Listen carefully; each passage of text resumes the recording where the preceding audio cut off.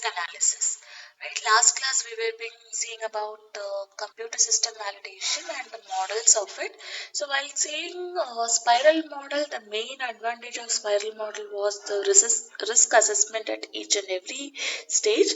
So how do they assess this risk and how do they analyze the risk, right?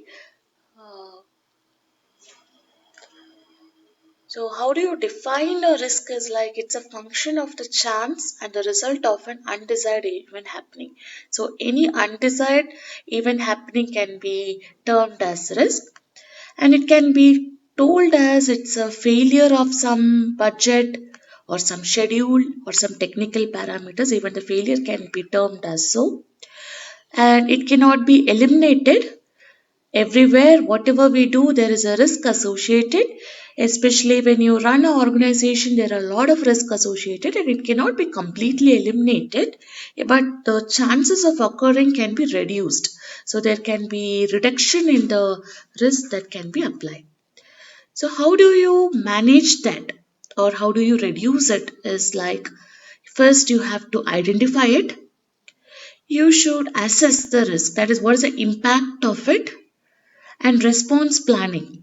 So once you know what is as whether it is very crucial or whether it is a mild one, so when you assess it, you can now do a response planning to it. That is, how do you respond to the risk and how do you control it. So these are how you go ahead with the process of risk management, right? So your quality risk management has these four processes, that is assessment, mitigation, and identification. So, quality risk management is a systematical process for assessment. You have to assess it, control it, right, and communicate it, and then review it. And you have to, of course, document it so that in further this risk cannot be risk should be so if it is reoccurring, how to minimize that. So if you document it, as you can refer to the documents and tell that okay, this is a reoccurrence of the particular risk, so I can control it.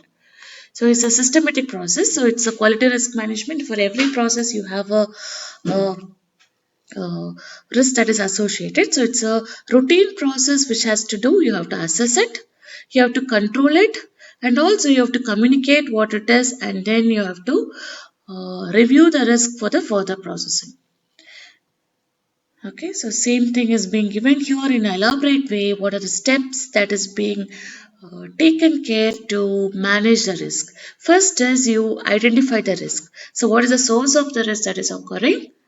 Okay, how it is occurring, so that is how the risk identification is done. So can you minimize at the identification or the source of the risk itself? So once you identify the source, next is like you look at the severity of the impact. Okay, so how severe is your risk, so that can be assessed with respect to the assessment stage. And now you go to the third stage, that is response. So once you assess how the severity is, so now you have to do a response model for it. So how to develop a response for the assessed one. Okay, so that is, you are trying to reduce the assessed one. Okay, is there any possibility of reduction of it?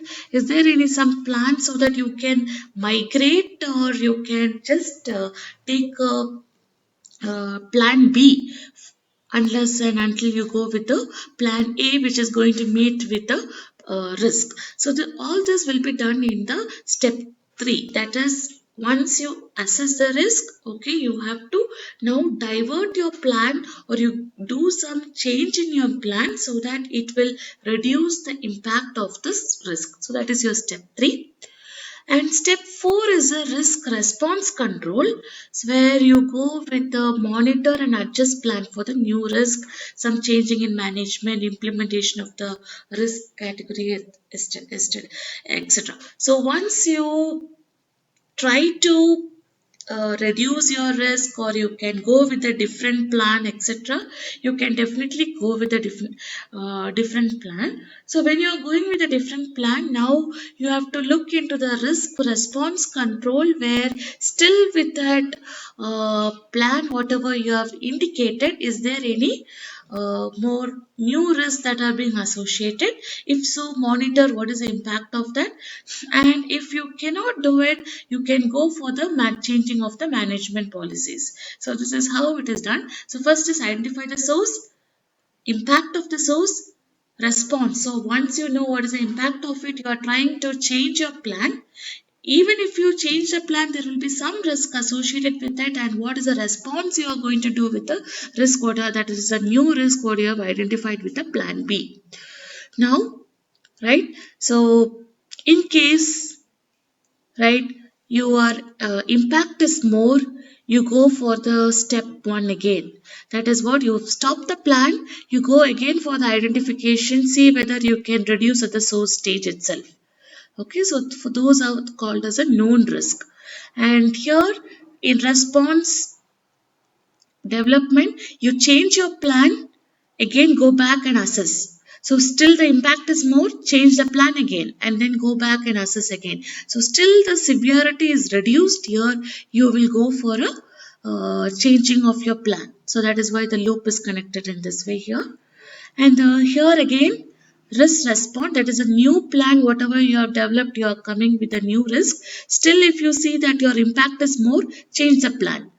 Again, assess the thing, assess the risk, monitor the risk, it's more, change the plan. So still you come to a limit, uh, then you will be changing the plan again and again. So that is why the loop is connected here, everything back. So you stop at a particular step and go back to the previous step and refine the steps. Okay, so what are the sources of this risk? So risk identification can happen by checking what are the sources of it. So sources of it is classified as internal and external factors, right? So what are the internal risks that is being associated with it is like inside the project itself, right? Project manager and the organization is responsible for this internal risk, and there will be some market and technical risk that is connected with these project managers and organization. And failure to identify changing needs, failure to identify new products, so this will be the risk. So risk is, when you tell in the organization, it is associated with the product development. When you tell it is a product development, so how could you stand at the market, how is your profit that is being generated, and all right, what is the revenue you are going to, or are you going to fail in the market? So knowing the plan at the project manager, looking at the market analysis, right, you will come to know how good your product stands. So it is a group of management people who will be looking at the right statistics of how the product will, the market analysis they will be doing, how the product will be sustaining in a particular market, all that analysis they will be doing. So when you look at the product that and you say that it is not competent enough, then there is so many risks associated, that is, the risk is the failure of your product. So you will try to rectify, you will try to modify your product. So that is all is connected with the internal risk. That is with respect to the internal management people. Knowing that your product is not competent enough, then there is some risk associated with the selling of your product. So that is you identify at your internal level itself. So those are called as internal risk. And there will be some technical risk. Right, that is not meeting with your cost, time and performance. Technical risk is high in new technology. Sometimes you have come across with a new product and there will be more and more technical risk that is associated with the new technologies.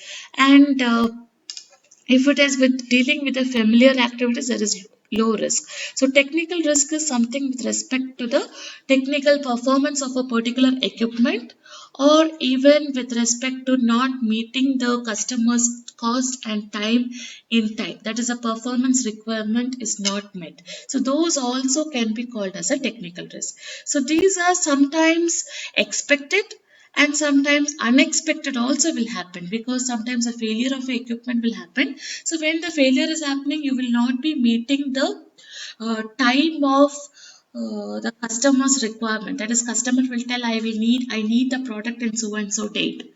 And if a failure of your equipment or an instrument or analysis instrument has happened, then you cannot meet the time of the customer. And also, rectifying those instruments will make you more involvement of the cost there, and even the performance. Then again you have to qualify it, validate it, and then again go with the product development. So there will be some undesired technical risk involved, or sometimes those are expected will also will happen. So that has to be analyzed. Technical risks, those are also internal risk. What are externals? Risk associated is the market condition, government regulation, because government will change their regulation from time to time basis. And what is the interest rate, customer needs and behavior, supplier relation, what is the weather condition. Sometimes the weather condition will also impact your analysis and will impact the generation of the product. Labor and material availability, sometimes a resource will not be available, sometimes laborers will not be available. And competitors or competition, what are being happening in the market analysis. So these are some of the external risks associated which are not under our purview. Only internal risks are under our purview, which we can control to an extent, whereas this external risk can be told as an unexpected risk which will happen with respect to all these parameters, and we have to manage them also, right? This is an undesired one that is happening, right? Now you do, once you have identified your internal risk as well as external risk, you have to assess it. That is, what is the probability of happening. So there are some statistical tool involved in it where it will calculate the risk impact.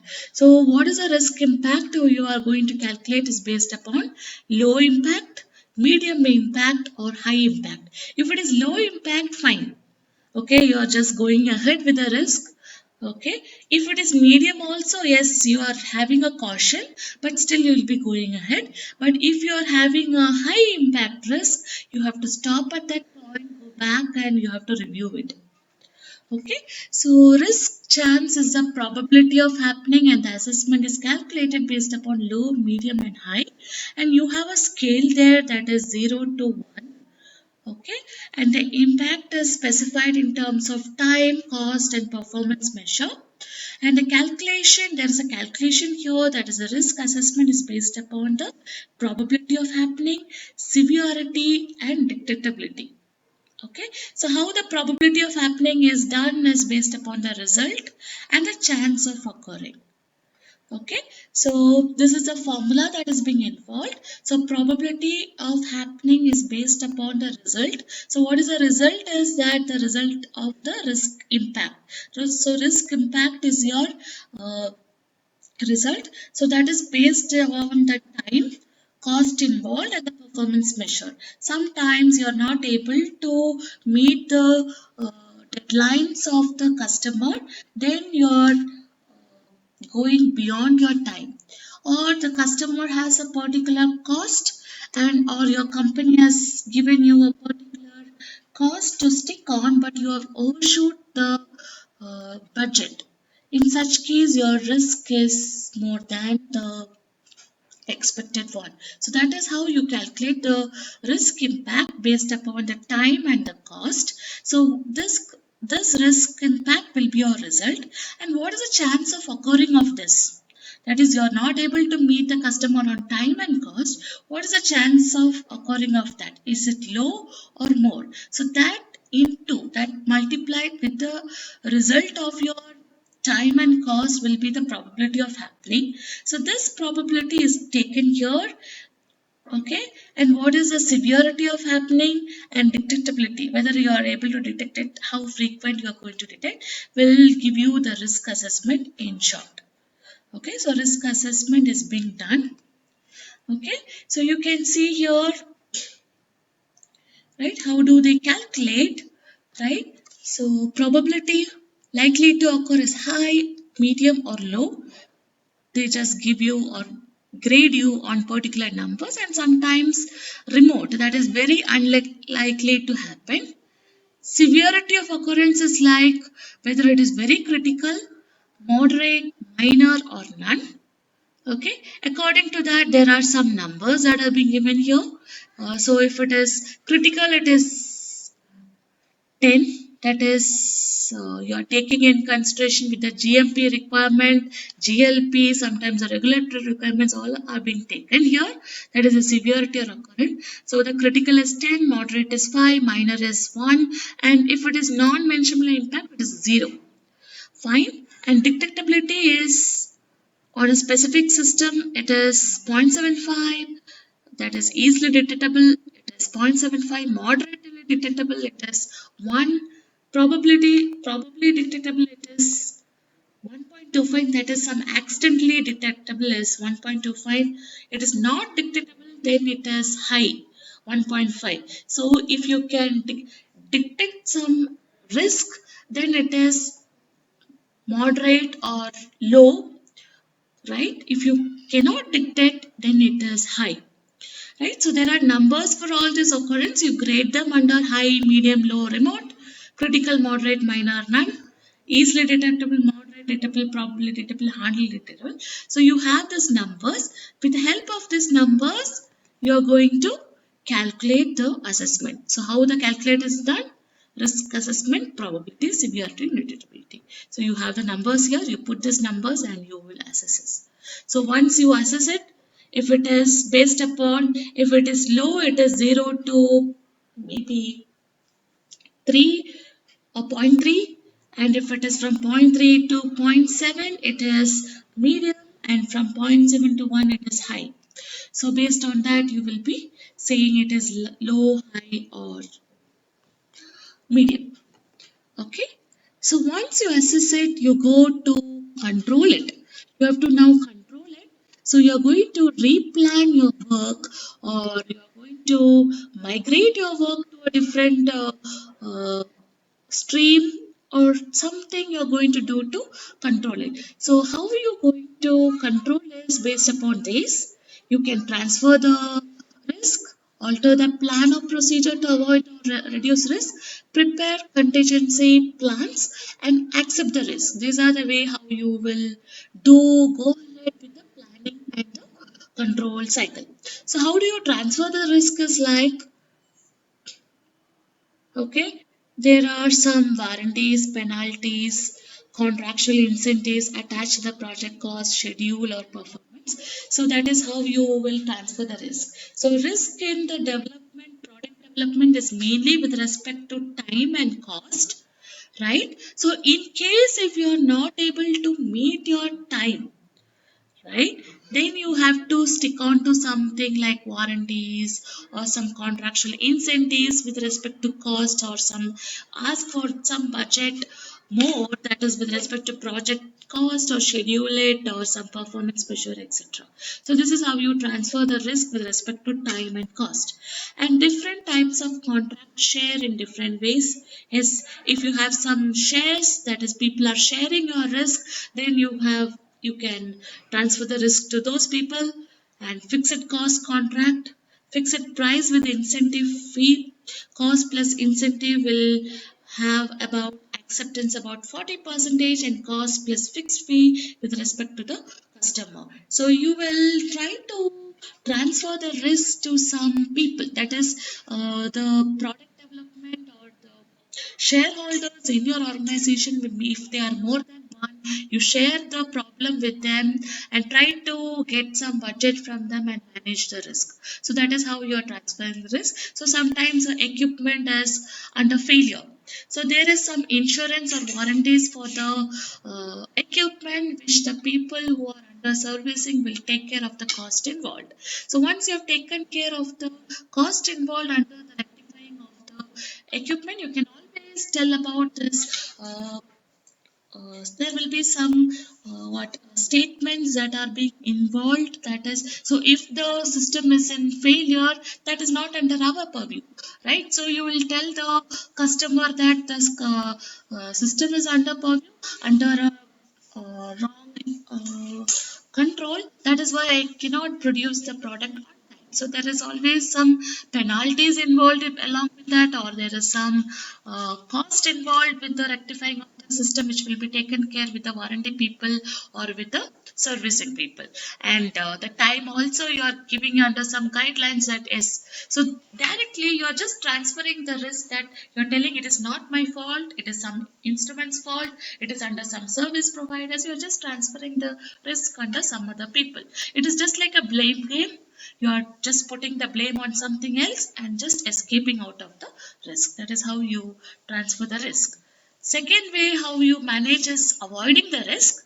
That is, you are trying to change your plan and then you are avoiding the risk. So changing the project plan to eliminate the risk. So you are taking a plan B instead of plan A, so that you are minimizing or avoiding the risk. So if you are going in a road and you think that that road is risky, you are just trying to take a alternate road. Similar to that, you are trying to take a different plan. So you alter the original plan project concept, eliminate risky elements, minimize system complexity, reducing end item, changing contractor, safety procedure, avoiding reduces payoff. So whatever possible you are trying to uh, avoid your risk. So once you identify there are some risky elements, yes, I am going to avoid it by those so and so criteria. So that is how you avoid. So initially from the planning stage you have to start, because once you have to avoid your risk, you have to start with the project concept, right? That is, your planning of the project should be changed.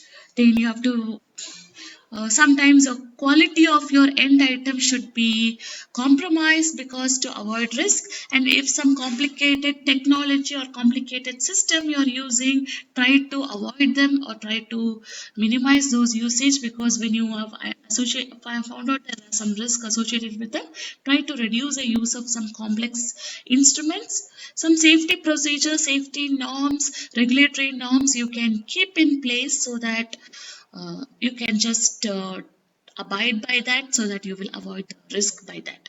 And if there is a new product design, you go ahead with more norms, regulations, and validation of it, so that you will avoid your risk at that point. Reduce the risk is you know the risk, right? And you know the impact of the risk. Okay, and you're not able to transfer, you're not liking to blame somebody else and put the risk on something else.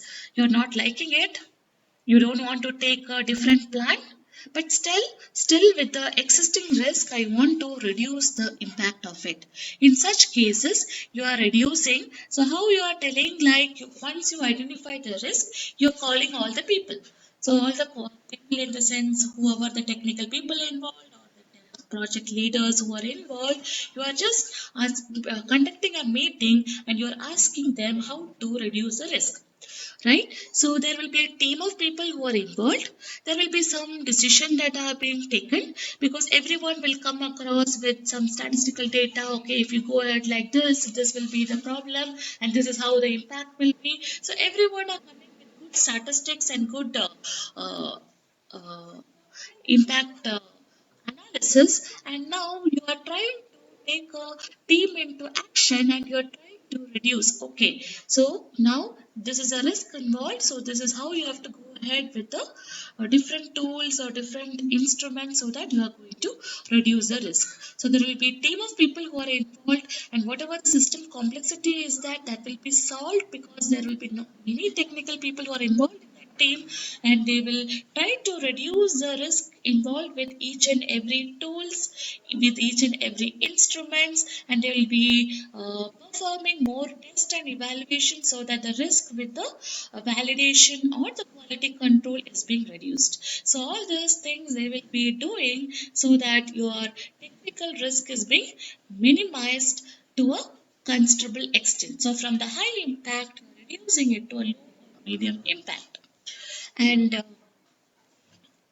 reducing the schedule uh, risk, how do they go ahead is like try to go up ahead with a risky task first itself, so that in case if there is a failure of some instrument or something, you will come to know at the initial stage itself, so that you rectify it, some amount you can put into it, and then so that your time will not be affected, right? So how you reduce your schedule risk? Schedule risk is that on time I'm not able to deliver the product to the customer. So that is your schedule risk. So if you are not able to deliver your product on time to the customer, they will be unhappy with your organization, right? So whatever the critical time involved, so what are the critical process that are being involved, you do it first itself, so that if there is a failure or some risky task, you solve it the first itself, so that your time will be saved later, right? So that is how you reduce your schedule risk. And cost is like you are overshooting the budget what is allotted to you. So trying to go with alternate design, low cost technology, some proven technology, etc., so that you reduce the cost target. So any funding bodies will not be happy. Some, if you give a justification that yes, this is what has happened, so I need more money, some budgeting or some people funding people will be ready to give you, but not that everybody will be happy in giving you more money for a particular stipulated work. So when you ask for more money, the impression on your organization will go low. So in such cases, you reduce the cost by going with alternate low cost technology or some other proven technology. So that is how you reduce your cost target. And then contingency planning, you go ahead, that is you plan how the uh, risk is associated. This is about like planning with respect to monitoring, right? So you identify your risk, okay, you anticipate whatever is going to happen based upon probability approach, and you prepare a detailed plan of action to cope with it. Okay, you identify the risk, anticipate what is going to happen, and you are going to prepare a detailed plan. Okay, and your plan will be like monitored very closely.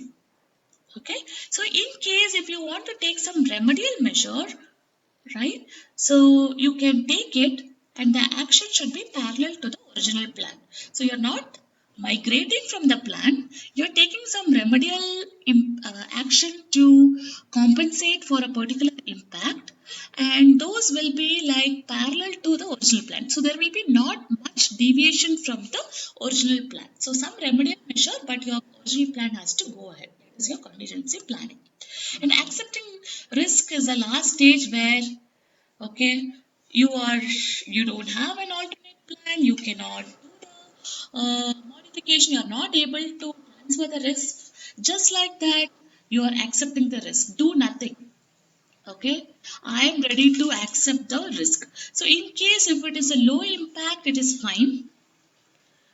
Uh, okay, you can accept the risk just like that. But if your risk is high, then your organization should meet a very great loss. So once you fail in your market, right? So market strategy is that once your product fail in your market, it is very difficult for you to come up again. It will take some years of transformation to make your product to come and stand high in the market again. So accepting your risk should be done only for the low impact risk. If you accept a high impact risk, then it means you are going to fail with your product development, right? So this is what we saw today, right? So your risk management is not only with identification, analysis, and evaluation, you have to control it by reduction, right?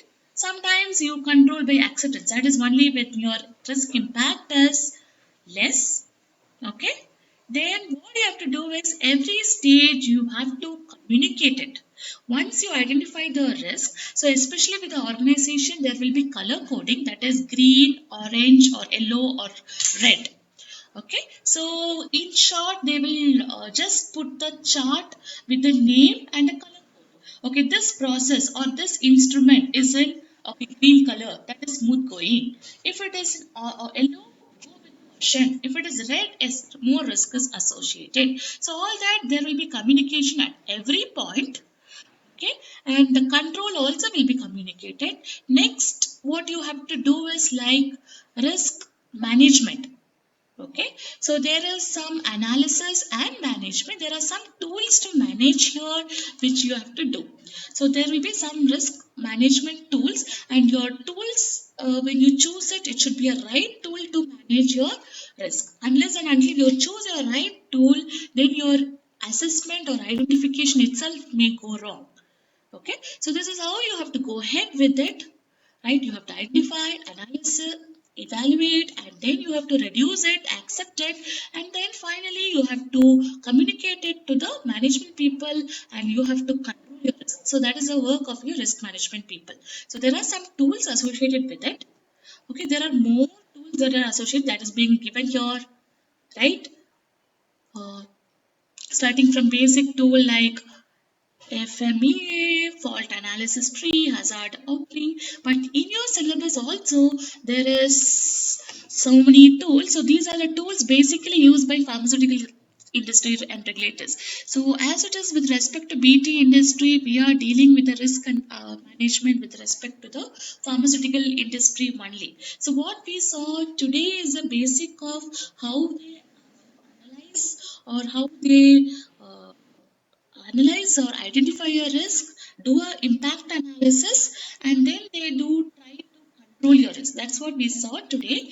And tomorrow we'll look at some of the tools. So in your syllabus, there are two tools that are being done. One is your impact analysis, which is very simple, that is based upon the probability tool what I have briefed today, that is probability based upon low impact method.